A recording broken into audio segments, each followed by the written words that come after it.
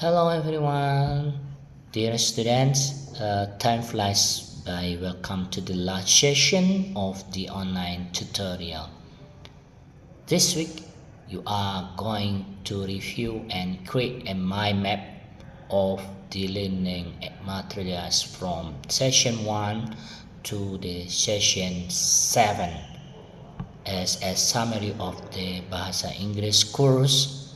If you still have any questions about previous topics, please write them down in discussion forum.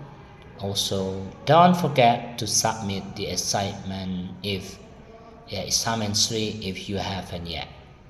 Good luck on your final exam. Goodbye and see you the next time.